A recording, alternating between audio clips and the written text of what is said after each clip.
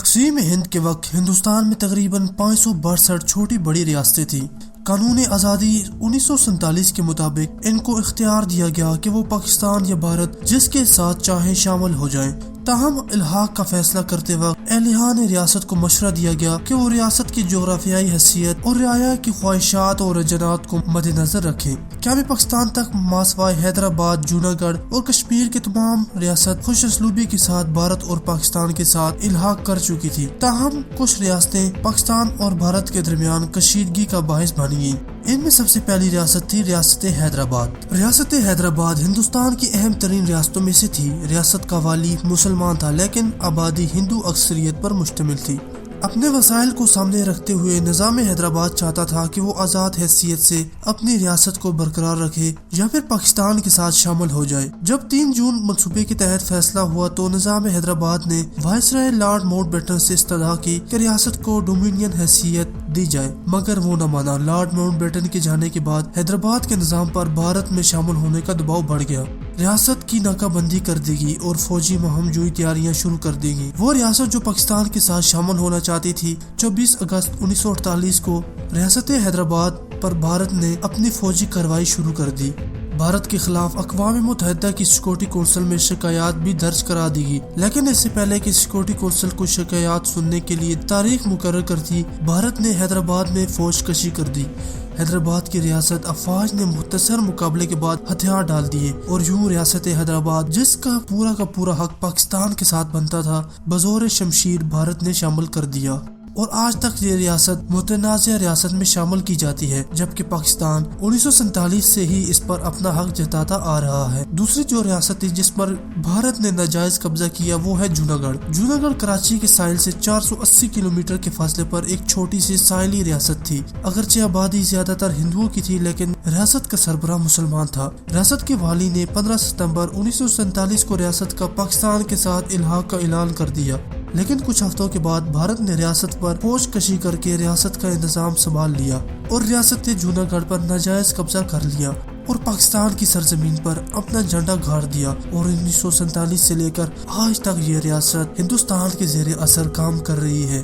تیسری جو ریاست تھی جس پر بھارت نے ناجائز قبضہ کیا وہ ہے ریاست جموں کشمیر۔ ریاست جموں کشمیر رقبے کے لحاظ سے بھارت کی تمام ریاستوں سے بڑی ریاست ہے، جس کا کل رقبہ 1,35,900 مربع کلومیٹر ہے اور آبادی 1941 کی مردم شماری کے مطابق 4 ملین نفوس پر مشتمل تھی، جس میں سے 77% مسلمان تھے۔ قیام پاکستان کے وقت مہاراجہ ہری سنگھ چاہتا تھا کہ وہ اپنی ریاست کی آزاد حیثیت برقرار رکھ سکے، تاہم ریاست کا مستقبل ابھی واضح نہیں تھا، اس لیے مہاراجہ کسی آخری فیصلے تک دونوں ممالک یعنی پاکستان اور بھارت کے ساتھ معاہدے جاریت کرانا چاہتا تھا۔ اگرچہ پاکستان نے مہاراجہ کے ساتھ اس کے معاہدے پر دستخط کر دیے تھے لیکن بھارت اس کے لیے تیار نہ ہوا۔ قیام پاکستان اور آزادی ہند کی باتیں ریاست پہنچنا شروع ہوئی تو ریاستی باشندوں بالخصوص مسلمانوں میں ایک بے چینی کی کیفیت پھیل گئی۔ وہ چاہتے تھے کہ ڈوگرا مہاراجہ کے چنگل سے آزادی حاصل کر لیں، تاہم مہاراجہ اس لیے تیار نہ تھا، لہٰذا اس نے مسلمانوں کو دبانے کے لیے ریاستی اہلکاروں کے ساتھ تشدد کا راستہ اپنایا۔